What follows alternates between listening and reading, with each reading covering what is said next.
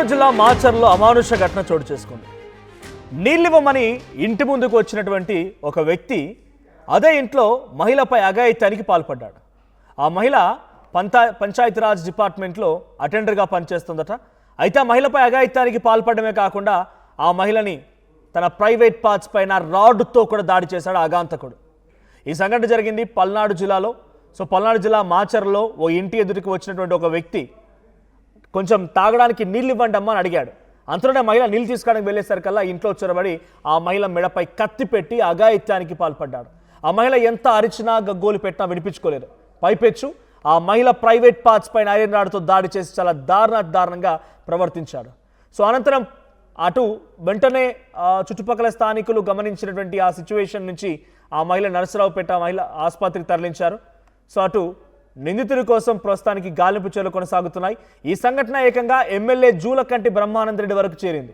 ఆయన కూడా సీరియస్ అయ్యారు.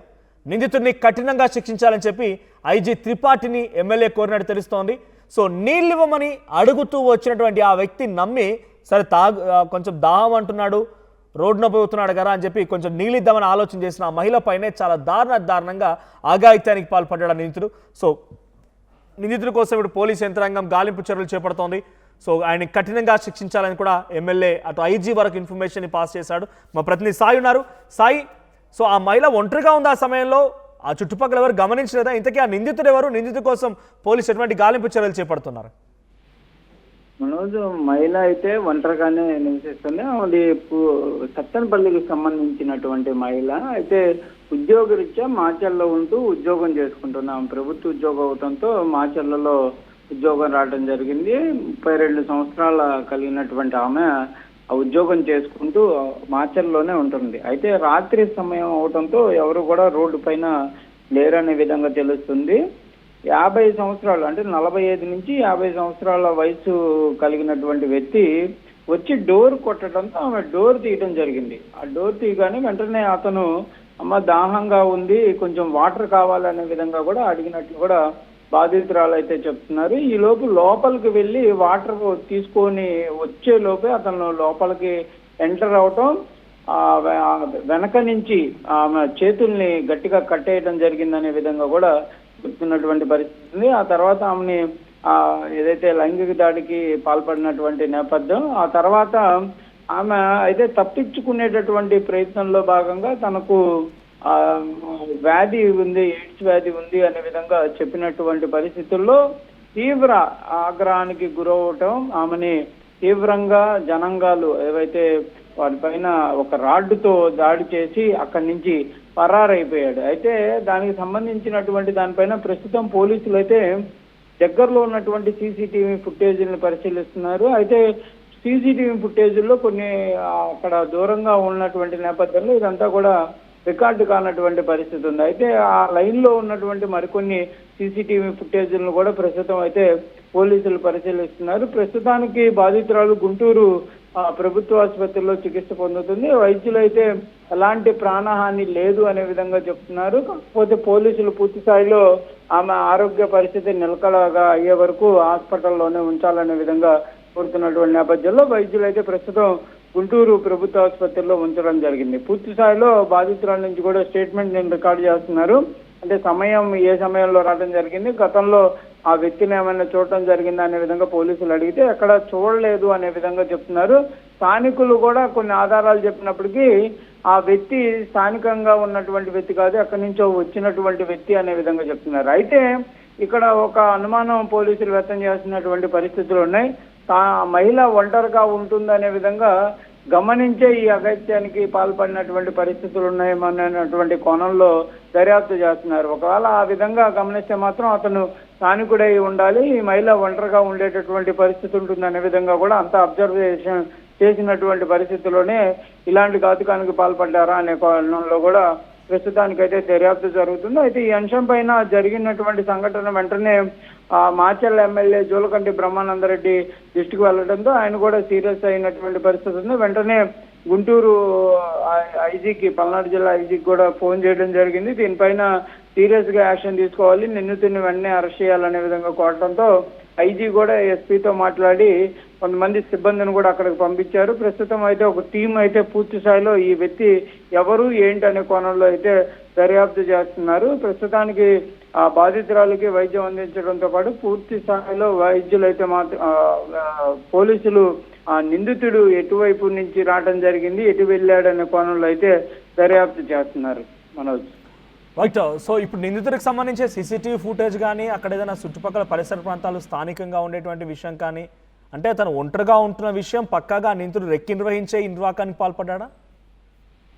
అంటే పోలీసులు అయితే ఒక అనుమానాన్ని వ్యక్తం చేస్తున్నారు. ఎందుకంటే ఒంటరిగా మహిళ ఉంది అనే విధంగా తెలిసినటువంటి నేపథ్యంలో మంచినీళ్లు అనేటటువంటి ఒక డ్రామాని క్రియేట్ చేసి ఆమె పైన అఘాయిత్యానికి పాల్పడ్డా అనే కోణంలో అయితే దర్యాప్తు చేస్తున్నారు. అయితే ఎక్కడ ఆ మహిళ ఇంటికి చుట్టుపక్కల ఉన్నటువంటి కొన్ని సీసీటీవీలు అంటే దగ్గరలో లేవు, అవి కొంచెం దూరంగా ఉండటంతో వాటిల్లో అవి రికార్డ్ అవ్వలేదనే విధంగా పోలీసులు గమనిస్తున్నారు. అయితే మెయిన్ సెంటర్స్ అంటే పోలీసులకు సంబంధించినటువంటి ఉండేటటువంటి సీసీటీవీలు ఉంటే వాటిని కూడా పరిశీలిస్తున్నారు.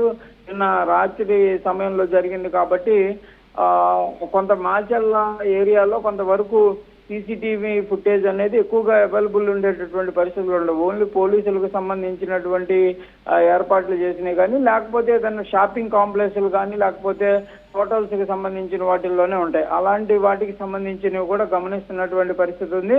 ప్రస్తుతానికైతే పోలీసులు గమనించినటువంటి సీసీటీవీ ఫుటేజ్లో మాత్రం ఇంకా నిందితుడికి సంబంధించినటువంటి ఆనవాళ్ళు ఎక్కడా కనిపించినటువంటి పరిస్థితులు అయితే లేవు. కాకపోతే కొంతమంది స్థానికులను కూడా విచారిస్తున్నారు.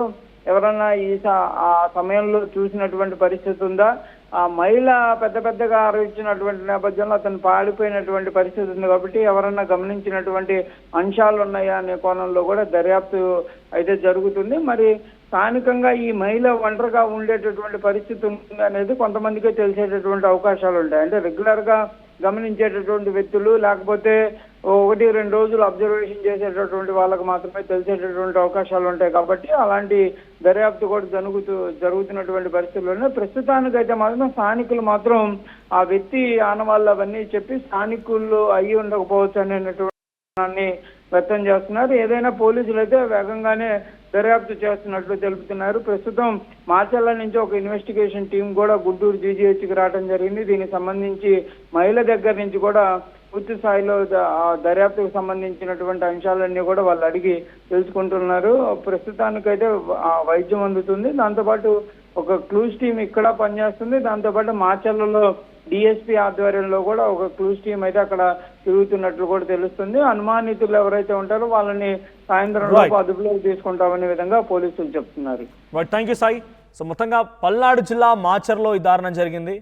సో ఒక మహిళ ఒంటరిగా ఉంటున్నటువంటి మహిళని ముందుగానే గమనించిన ఒక వ్యక్తి ఇంటికి తాగడానికి నీళ్ళు ఇవ్వండి అని చెప్పి వెళ్ళి అలాగా ఆమె తాగడానికి నీళ్ళు తీసుకొచ్చే లోపు తన వెంటబడిపోయి లోపలికి వెళ్ళిపోయి మెడపై కత్తి పెట్టి తనపై అఘాయిత్యానికి అఘాయిత్యం చేయడం, ఆ తర్వాత తన ప్రైవేట్ పార్ట్స్ పైన ఐరన్ రాడ్తో దాడికి కూడా ప్రయత్నం చేశాడు.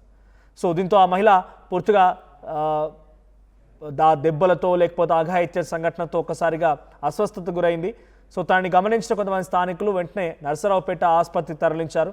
చికిత్స పొందుతోంది అక్కడ. ఈ ఘటన ఏకంగా ఎమ్మెల్యే జూలకంటి బ్రహ్మానంద రెడ్డి వరకు కూడా వెళ్ళింది. ఆయన కూడా సీరియస్ అయ్యారు. ఐజీ కూడా వెంటనే దీనిపైన నిందితుడిని కఠినంగా శిక్షించండి, నిందితుడిని పట్టుకోండి అన్నట్టుగా ఐజీ కూడా ఆదేశించినట్టు తెలుస్తోంది. సో ప్రజెంట్ ఈ సంఘటన ఒక్కసారిగా షాక్ గురి చేసింది. ఎవరిని నమ్మడానికి వీల్లేదు. ఎట్టి పరిస్థితుల్లో ఇంటికి నీళ్ళని వచ్చినా రేపు రోజున ఇంకెవరైనా ఇంటి ముందు కొంత భిక్షాటనకు వచ్చినా కూడా వారిని నమ్మే పరిస్థితి లేదు. సో చాలా దారుణమైన సంఘటన. మరి నిందితుడిని ఇంకా పోలీసులు పట్టుకునే పనిలో ఉన్నారు. సీసీటీవీ కెమెరా వెతుకుతున్నారు. ఇక్కడ ఇంకొక ట్విస్ట్ ఏంటంటే తను నాకు ఎయిడ్స్ ఉంది నన్ను టచ్ చేయకు అని చెప్పినా కూడా ఇలా చెప్తావా అని చెప్పి ఐరన్ రాడ్తో సైతం తన ప్రైవేట్ పార్ట్స్ పైన దారుణంగా దాడి చేశాడంట. ఆ నిందితుని ఎలా శిక్షిస్తే బాగుంటుందో కామెంట్ చేయండి. అసలైన తొలి వెలుగు. ఫాలో వాట్సాప్ @తొలి వెలుగు official.